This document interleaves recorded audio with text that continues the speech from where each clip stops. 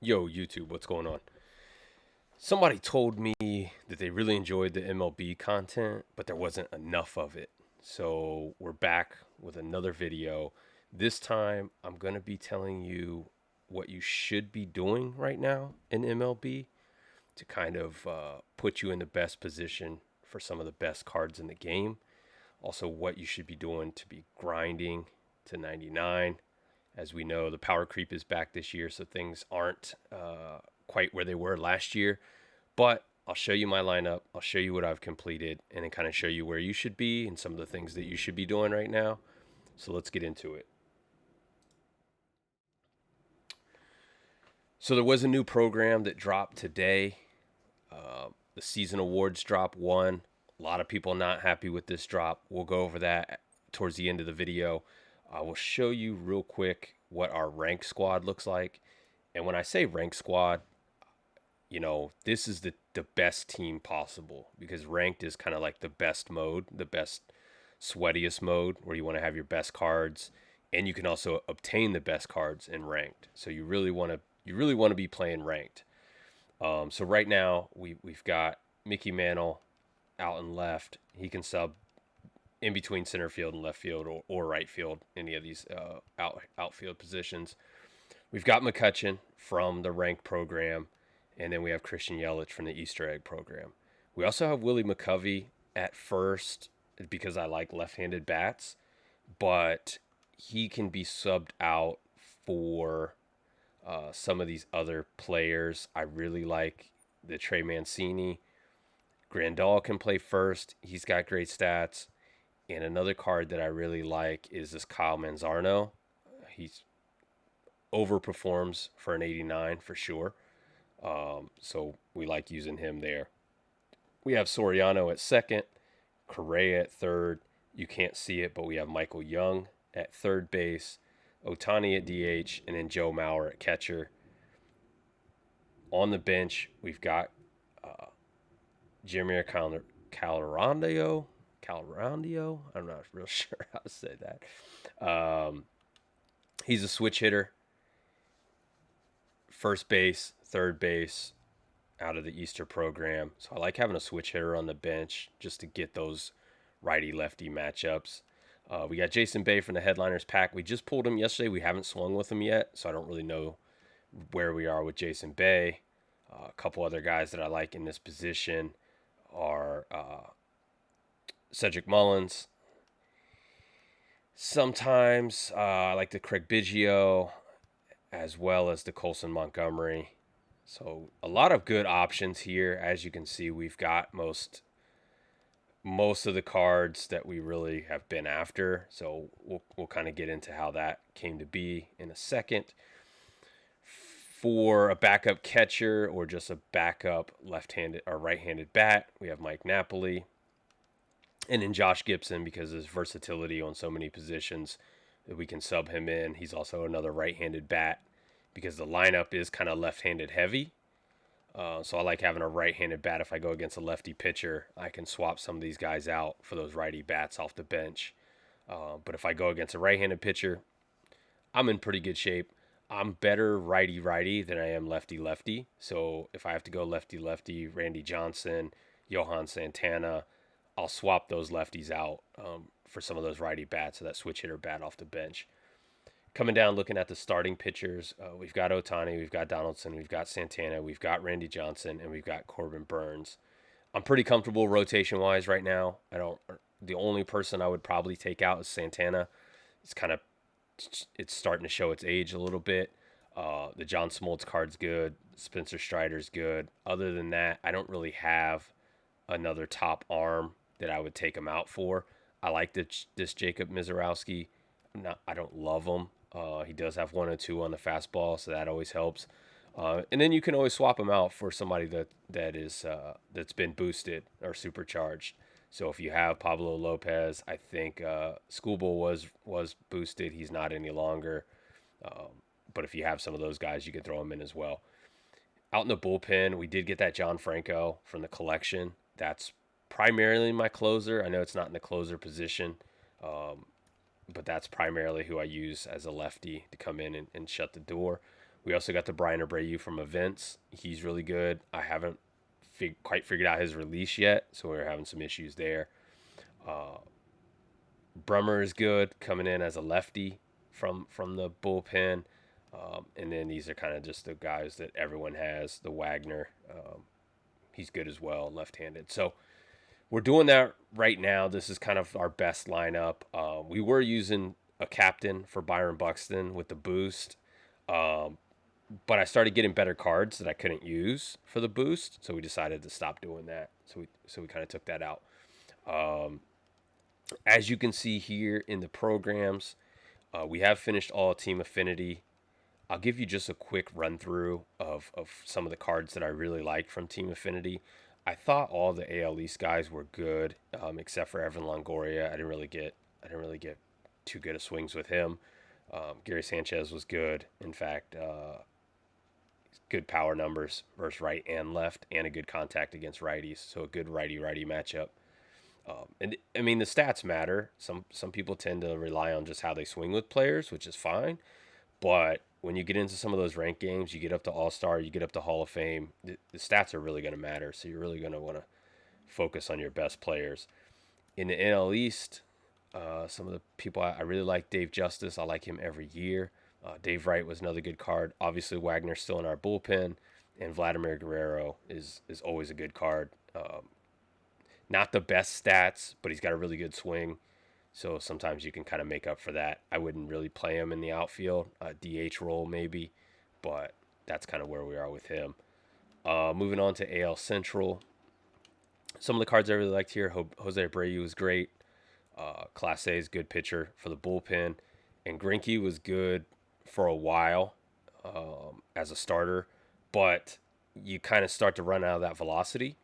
So he's not going to be viable once you get into some of those higher tier All-Star games or Hall of Fame. It's just his pitch is just too slow. And then Brian Dozier was great at second base. Not a lot of great second base options. He's got that 101 power versus left, 81 contact versus left, so he can really mash on lefties. Silver defense, but it's not bad. From the NL Central, I was really in love with the Joey Votto card. Obviously, the Grandal was great, switch hitting catcher with some really impressive numbers, especially the power.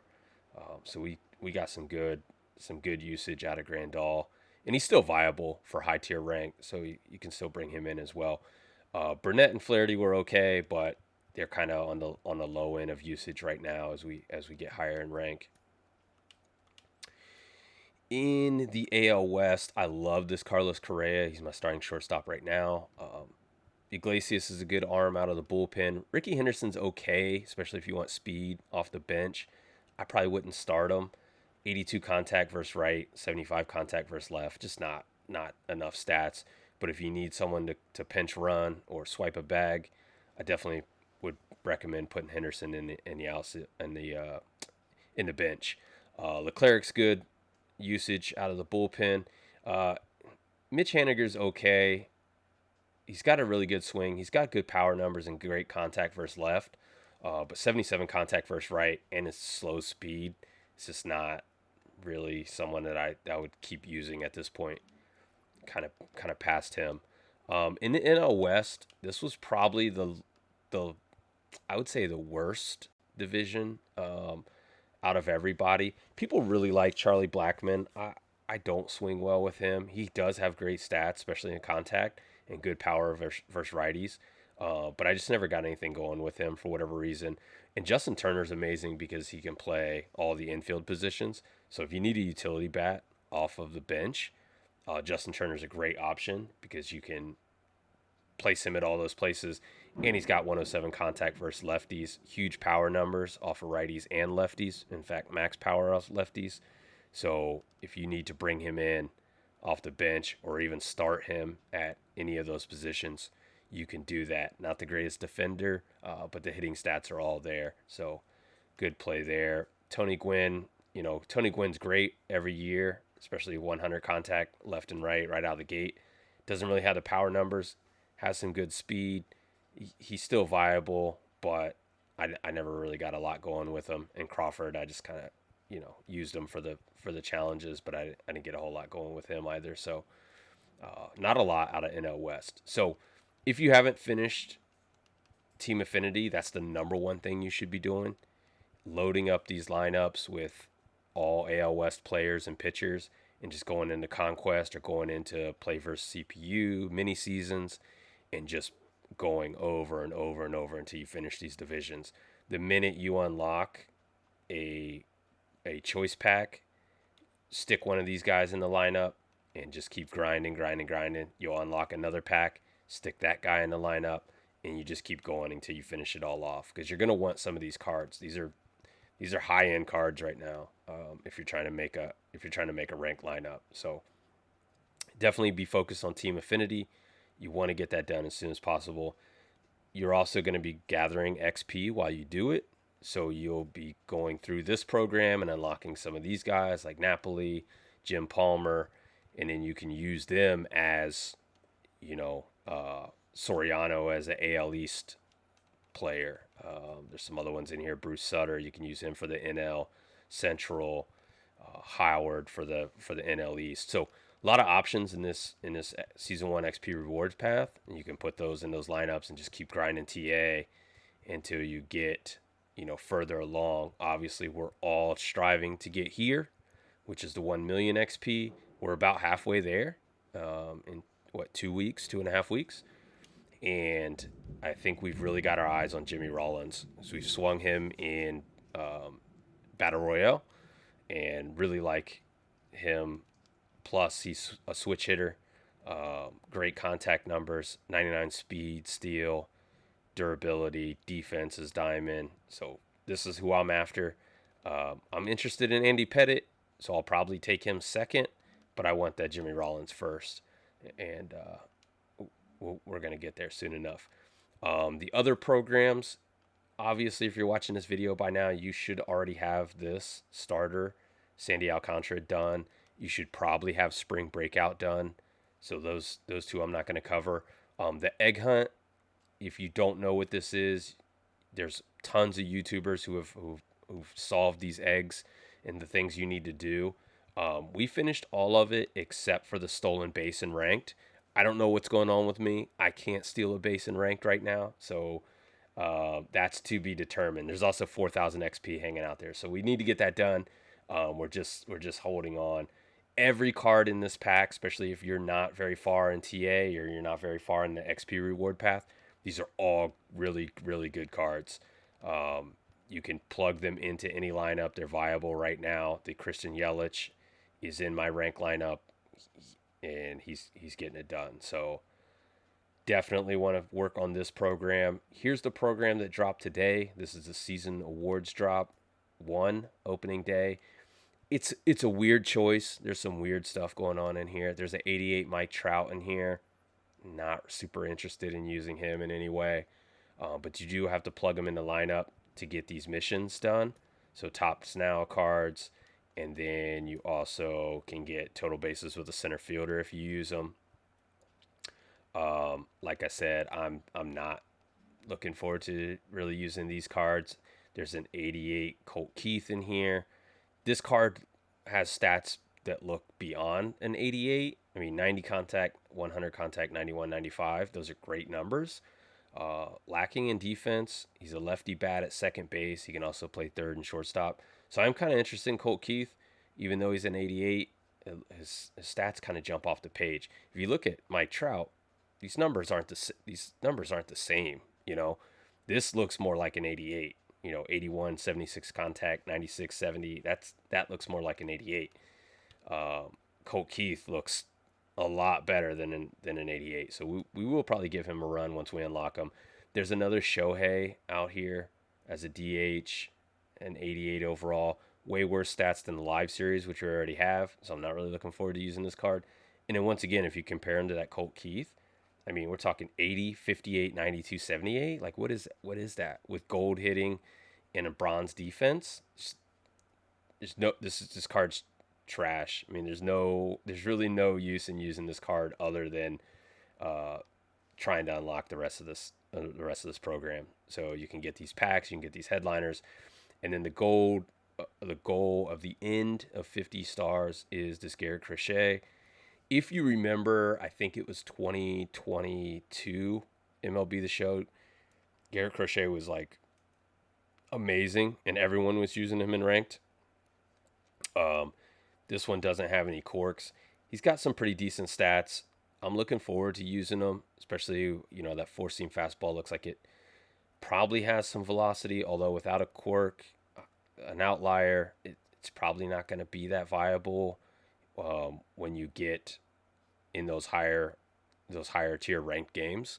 So for me, when I play MLB The Show, and I don't know if this is the same for everybody, but all my focus is on ranked because I think ranked is the best game mode, and I think it's the best the way to challenge yourself in terms of playing the game and playing against the people that are equal skill as you. So as you climb that rank, try to make World Series or finish the ranked program, all my focus and attention is on what are the best cards for ranked mode. And when you get into Hall of Fame difficulty, you'll really want to have the best cards in your lineup. So that, for me, that's the primary focus. If we go to the multiplayer modes and we look at ranked, we're 14 and 12 on the year. Our current rating's 590. We were up to 665. We had some bad luck yesterday. As you can see, as you go up in rank, you have an opportunity to get these other packs. In the Division Series reward at 700, you do get a Season 1 Vault Pack. You get to choose 2 players out of that one. So really looking forward to getting to 700. If you get to 800, there's a Headliners Pack as well as the banner and icon. And then 900, which is the real goal, is Ernie Banks and Randy Johnson, as well as the World Series icon and banner.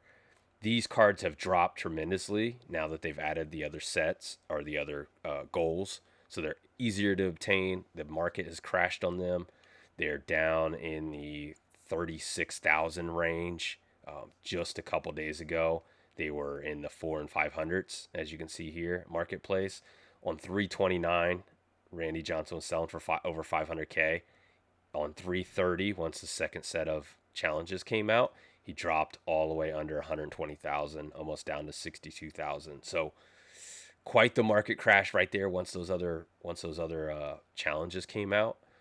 What I mean by that is in the rank program, as you can see, we're at 105 stars already. The first drop had innings and stats, and then once you completed those, you could only get to 75. So we needed them to do a second drop to get us to 100.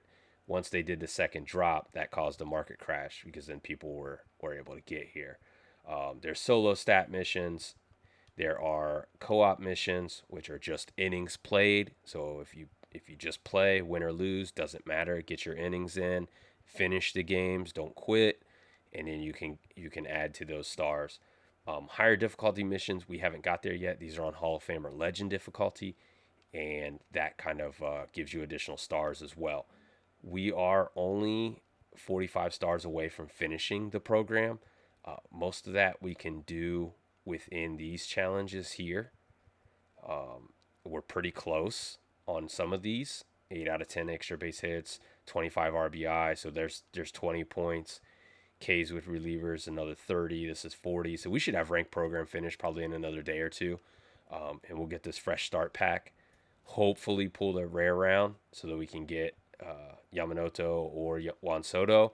I've also heard really good things about this Jorge Polanco, and Chris Sale, whenever I've faced him online, has been amazing. So I can't say much about these other 3, but I know these 5, we already have Corbin Burns, and he's pitched really well for us. So going back, looking at Battle Royale, we did finish the Battle Royale program as well, all 150 stars. What I can tell you about Battle Royale is this, man. A lot of people stress out about Battle Royale because it is a pretty sweaty game mode. You don't have to go 10-0 to finish the program. You don't even have to win.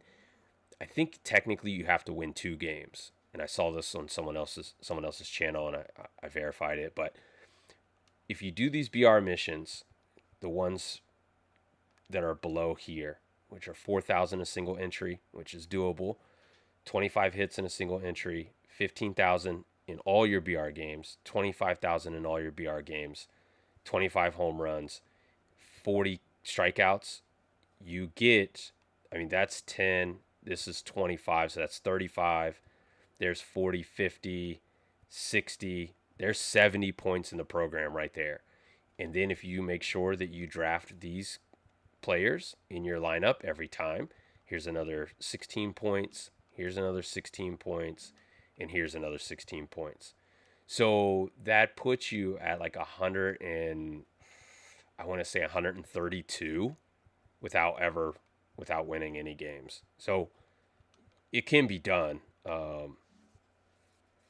You just have to keep going. Get into a game, play it all the way through. Even if you're playing a dog and he's smoking you every pitch, you can't get a lot of stuff going. Just keep at it. Once you crash out with your 2 losses, buy back in. Make sure you draft those players that you need. I always write them down on like a side monitor or something, so I know, hey, I need to make sure I draft Chafin until I get his 350 EPXP, and then I'll move on to the next guy and the next guy and continue going that way so you can get those 16 points right there. And you can do one of these each round. So you get a silver round, you get a gold round, you get a diamond round. I've gotten lucky a couple times where this another gold pick comes up and it is one of these players. So I've been able to take 2 golds or 2 silvers or 2 diamonds within the same draft, but you're guaranteed one from each category every draft. So make sure you keep an eye on that. Do the BR missions, and then you can get this flawless program pack, or you can get the Joe Mauer or the Eric Gagne. So if you do happen to go 10-0 flawless, you get these as sellable. If you get them from the program, they are no sell.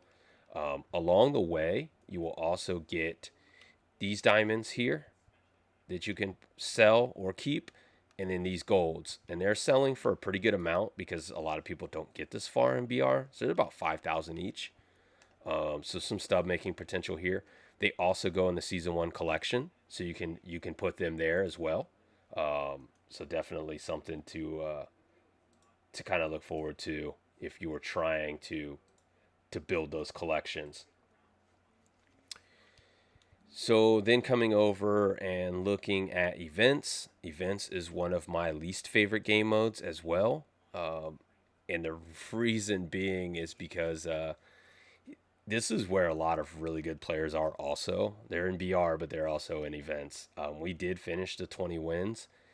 I usually stop at 20. I usually don't go for this because I don't think the juice is worth the squeeze. After you get 20 wins, you need another 15 just to get 5 packs and 3 balling as a habit packs. That's too many. It took us 20 to get the grand prize, which is Brian Abreu. I got to get another 15 just to get 5 packs and 3 packs. No way. Plus 2,000 stubs and 2,000 XP, but still, we're talking 15 wins here. There's no way. That's too much. So event, you can log in, set your lineup, play, and just keep playing until you match up to people that are equal to your skill set. And it may take you 40 games to get 20 wins. That's just the nature of event. You just have to keep banging your head against the wall. You can do it. You're going to match up against people that are trolling. You're going to match up against people that are trying to do the egg program. You're going to match up against people that quit immediately after, one hit or one home run. There's fluky stuff like that happens. So you can get it. And it's the same with BR, man. You just have to keep pounding and keep playing and keep playing. And it's frustrating, right? Because you want to be good at the game. The game is hard. It's hard to play. It's hard to be good. But you just keep going, man. You keep matching up against people that are either in your skill set or worse, and you'll eventually get here. I can show you just for reference. It took me 35 games to get 20 wins. So I went 20 and 15 in the event. I never won more than 2 or 4. I never won more than 4. My current streak is 2. So I never won more than 4 in a row. It took me 35 games. I got the top card. That's what we're all after. We're after this Brady. He's still worth $23,000 or 23,000 stubs. If I want to sell him, I can. I'm gonna hold him because I think he's really good out of the bullpen right now.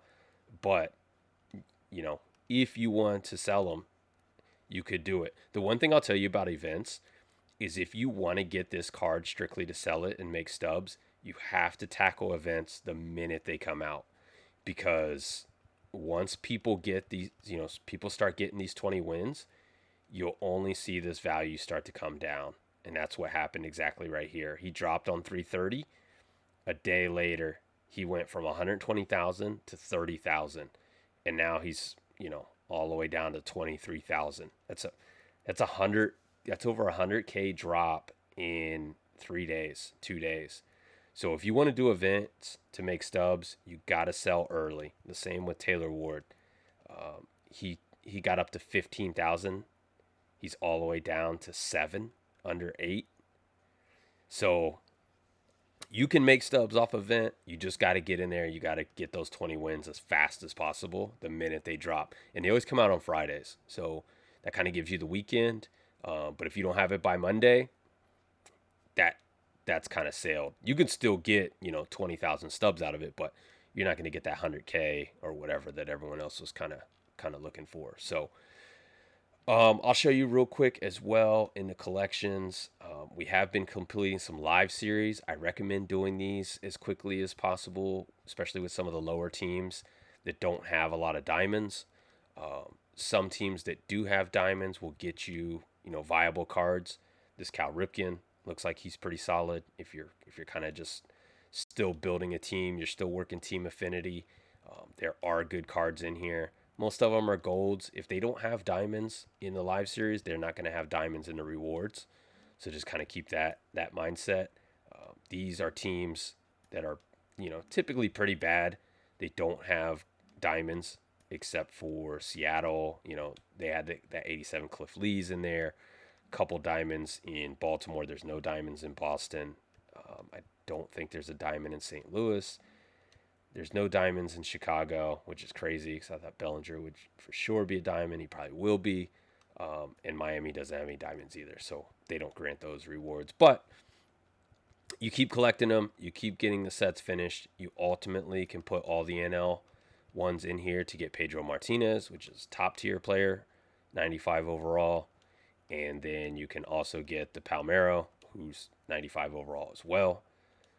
And then all put those two together and you get the 99 Babe Ruth, which is a starting pitcher, but also has hitting stats as well. So I think you can see those here. Yeah. So 125 on everything. The only 99 that I've seen in the game from a ranked or anything else perspective right now, unless you're in BR. So then there's the season collection as well. Season 1. I've put enough in here to get Craig Biggio as well as John Franco. We're about 40 cards away from Rich Aurelia. And then if you get the 280, which looks like it's going to take an extremely long time, you get this choice pack of Willie Mays, Satchel Paige, and George Brett. We've used Willie Mays in BR. He's amazing. I can't wait to get my hands on him. And in Satchel Paige last year was a dog, and I'm sure he will be this year as well. So I haven't seen him online, but I have used a Willie Mays and a George Brett in events or in Battle Royale. So we've also done the uniform collections. We finished MILB. The reason I do these is because you get a ton of MILB uniforms from packs. And if you put them in here, you get a show pack, 5 packs, and then I think this is 10. So if you collect them all, you're basically looking at 16 packs plus like 3,000 stubs. So, or 2,500 stubs. So definitely worth doing. I do the MLB ones as well because the same thing, 1, 5, and 10 packs. But these ones are a little harder to collect because they're a little bit more expensive, and you don't see them in packs as often as you do the MLB ones. So we're only at 42 out of 120. But anytime I get jerseys, I put them right in here and try to collect that. I do the same with alternates and throwbacks. I know some people prefer to sell them.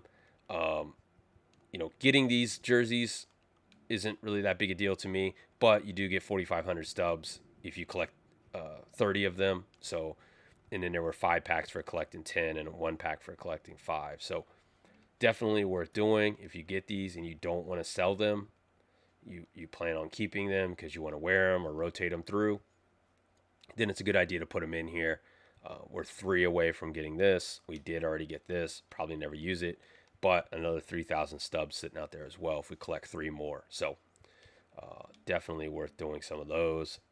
The special collection, there is a hyped up Vlad Jr. If you collect 12 of these cards, they're a little expensive still, almost in the 20,000s. And the reward is this 91 Vlad Guerrero. It just isn't there with stats. So there's no way I'm putting 12 cards that cost 20,000 a piece into this Vlad Guerrero Jr.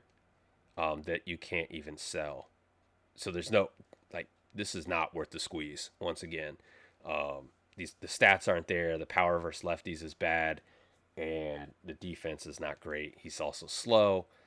Just not the greatest one that they put together for that. Season 1 rewards, if you put the crochet in here, you will also get some packs. This is going to go on throughout the year, so you'll see there each week to earn lightning season reward players coming after drops 4 and 8. So you'll continue to unlock these as the season progresses. So going back to the calendar real quick, it looks like we're due for some more content on the 5th.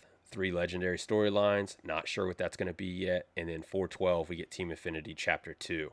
So if you haven't finished Team Affinity Chapter 1, that should really be your focus to kind of get that up and rolling. And then new ranked plus Battle Royale and events start on 4/12 also. So we got about 10 days left to kind of get that stuff going. What I wanted to talk about with the program that people were so upset about today was the fact that the program itself allows you to get this 91 crochet here. However, they also release Season 1 reward packs in the shop, and these packs grant you a 92 overall O'Neill, Gurriel Jr., Jason Foley's at 89, but there's 2 92s in here, a couple 89s, but basically, you can grind the program to get a 91, but you can buy a 92. That's not so great. There's also not another opportunity to win this pack anywhere. In years past, you were able to kind of win these packs via program or somewhere in the XP reward path. That's not here this year. Same with Spring Chickens. That was another one. They never really put this out anywhere. There's a couple 92s in here, but the Christian Yelich that we got from the program was only a 91. So you can grind the program for the 91 or you can buy the 92. It's not great for players. It's not going to say it's pay to win, but it's, it's putting more money in their pocket for content that they could be putting in the program, or at least giving you an opportunity. The thing about these packs is, you could land on an 89. So for example, spring chicken packs cost 40K stubs. If you pull Adam Ottavino, he's selling for 23K. You basically lose half your value in one pack, or in one pool if you pull a base round. So that's kind of where the complaint is. Now, if you get lucky and you pull Johnny Bench, he's down to 46K. So even still, you're only 6,000 stubs above what you paid. He started out in the $68,000 range. Now he's all the way down under almost 40,000 on a sell now. So these ones that came out today, 30,000 on the buy. If you look, O'Neill Cruz is selling for 100K. So if you get lucky, you hit a rare round on 30,000, you're tripling your money right off the rip. But if you pull a base round and you get Nick Martini, 11,000, you're losing almost 20,000 stubs on that sale. Same with these guys, down to 13,000, 11,000 in that ballpark. Jonah Heim, 12 to 10,000 on 30K pack. Yeah, I mean, you're losing bad if you don't pull a 92. That's the only. Even the Gurriel is down to 39K, so he's almost under pack value as well. So really, the O'Neal Cruz is the one that people are after. Obviously, he's a great player. So headliner packs came out today as well. Headliner pack 6 with this Jim Thome, and Jim Thome's always been pretty good in years past, especially 125 power off righties. But I'm not. I mean, he's a 93 overall, but I'm not really rushing out to get Jim Thome at first base right now. I think there's viable options at first. There always are. First and third base are always loaded, so not really looking to go out and get that. Season 1 vault packs, same kind of deal here.